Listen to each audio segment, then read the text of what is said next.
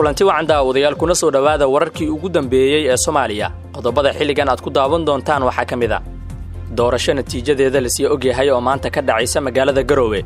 dani oo diyaarsaday xildhibaanadii dooran lahaa iyo warar ku saabsan ayaan idin hayaa gudoomiye Cabdi Xaashi oo soo saaray dalab xasaasi ah kadib go'aankii ay Soomaaliland uga baxday doorashada Soomaaliya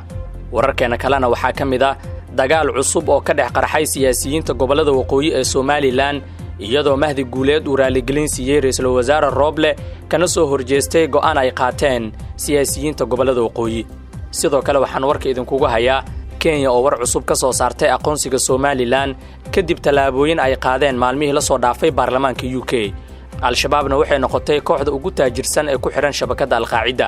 wararkaasi oo dhan ayaan faahfaahin doonaa fadlan daawade aan ka qayb qaadano dhismaha dalkeenna anagoo ka fogaanayna wax walba oo dib inoo celin kara waad ku mahadsantihiin inaad taasi nala fahantaane nala faafiya warkan idinkoo ku sheer gareynaya baraha bulshada u diyaar garoowa faahfaahinta wararkaasi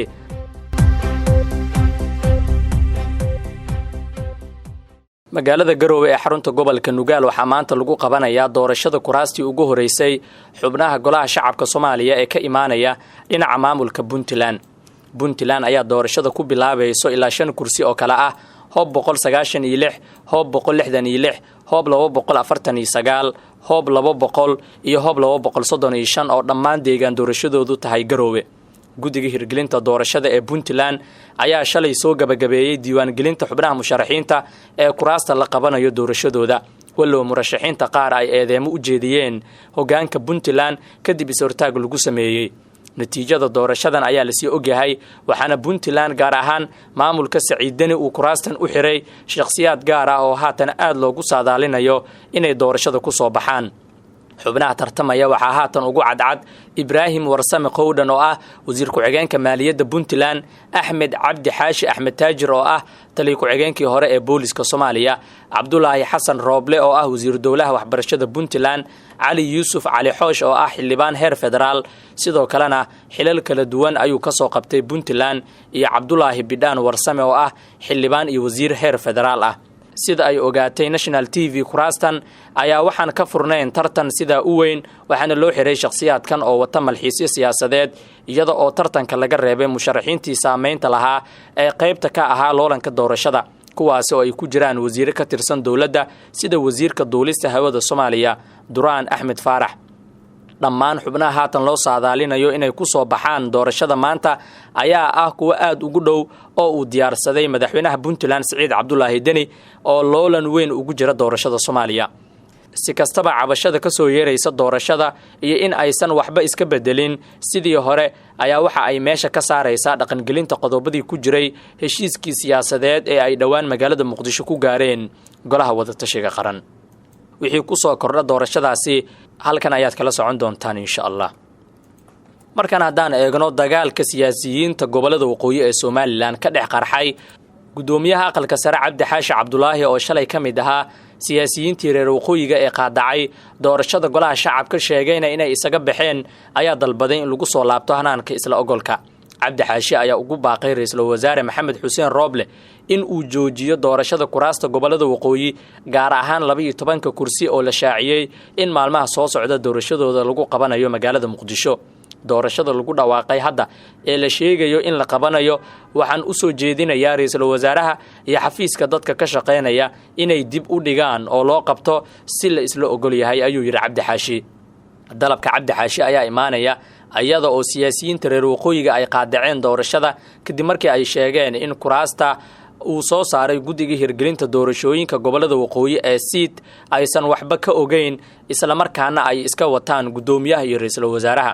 warqad ka soo baxday guddiga waxa lagu sheegay in maanta oo 22 bisha ah la diiwaan gelinayo ergada tababarida qabashada codsiga iyo xaqiijinta shuruudaha musharaxiinta ayna socon doonaan ilaa 23 bishan Janaayo oo biri ah sidoo kale guddiga ayaa ku cadeeyay jadwalka in doorashada kuraastan la qabanayo 24 bishan Janaayo ee sanadkan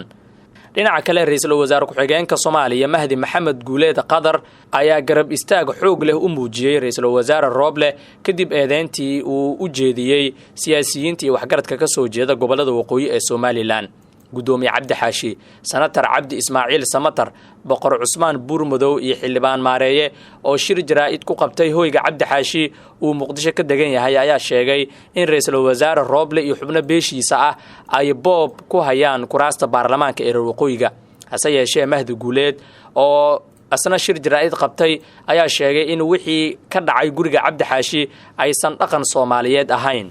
waxa uu sheegay in hadalka siyaasiyiintaasi uu gaf weyn ku ahaa ra'iisul wasaaraha iyo xubnihii kale ee loo jeediyay isagoo sheegay in beelaha dir waqooyi ay u madax banaan yihiin doorashada kuraastooda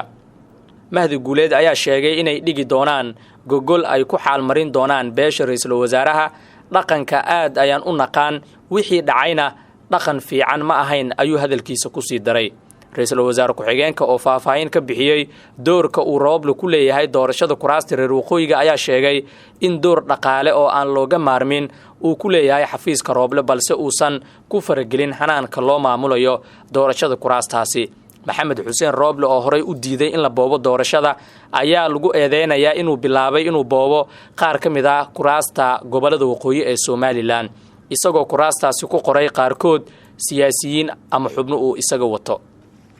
waa tahay si aad ula socoto wararkii ugu dambeeyay ee Soomaaliya iyo caalamka subscribe saar YouTube-keena kadibna fura gambaleelka si wararka aan halkan soo dhigno uu ku soo gaaro goordhow waxaan eegi doonaa al-shabaab oo noqotay kooxda ugu taajirsan ee ku xiran shabakada al-qaacida asa ahaatee Kenya ayaan ka hormarinayaa dowladda Kenya ayaa markii ugu horeysay ka hadashay arinta aqoonsiga Somaliland kadib doodii baarlamaanka UK ay dhawaan ka yeesheen arintaasi wasiirka arrimaha dibadda Kenya Rasile Omamo ayaa sheegtay in Kenya ay Somaliland ula dhaqmayso sida qayb ka mid ah federaalka Soomaaliya iyadoo sheegtay in Somaliland aysan Kenya u soo gudbin codsi loogu aqoonsanayo dawlad madax bannaan Omamo ayaa sidoo kale waxay kaga hadashay xiisadda Ethiopia waxay sheegtay in Kenya aysan ilaawin Ethiopia oo ay sii wadi doonto inay si hoose ula xaajooto una adeegsato diblomaasiyad jilicsan si loo soo afjaro xiisadda ka taagan dalka diriskeeda ah hadalka wasiirka ayaa ku soo aadaya iyadoo xogeeyaha guud ee qaramada midoobe Antonio Guterres uu sheegay in xaaladda Ethiopia ay beesha caalamka ku adkaatay inay xaliyaan iyadoo xukuumadda Addis Ababa ay si joogto ah uga dhiga adeegtay waxa uu ugu yeeray faragelinta shisheeye baarlamaanka dalka Ingiriiska ayaa toddobaadkan gudihiisa dood dheer ka yeeshay arinta aqoonsiga Somaliland dooda oo ahayd mid dhinacyo badan ay xildhibaanadu iska taageen qadiyadda Somaliland iyo sida ay dawladda UK ka yeelayso ayaa socotay muddo ka badan hal saac xildhibaanada ayaa intooda badan la dhacsanaa dooda uu soo bandhigay xildhibaan Gavin Williamson oo ahaa xildhibaankii aqalka waa horkeenay mooshinka ka doodista aqoonsiga Somaliland Gavin waxa uu baarlamaanka sharaxaad dheer ka siiyay horumarka ay Somaliland ku talaabsatay dhinacyada amniga iyo dimuqraadiyadda isaga oo arrimo badan u soo daliishaday sababta uu doonayo inay UK u aqoonsato Somaliland dal ka mid ah wadamada adduunka bishii December ee sanadkii 2020 ayay ahayd markii madaxweynaha jamhuuriyadda iskeed madax banaanida ugu dhawaaqday ee Somaliland uu booqasho rasmi ah ku tagay magaalada Nairobi ee dalka Kenya Muuse Biixi ayaana la kulmay madaxweynaha Kenya Uhuru Kenyatta isagoo sheegay inay ka wada hadleen danaha ay wadaagaan labada dhinac booqashada Muuse Biixi waxay xiliga ku soo aaday iyadoo uu sii xumaanayay xiriirka Kenya iyo dawladda federaalka Soomaaliya qaybihii ugu dambeeyay ee warkeena ayaan soo gaarnay ugu dambeyn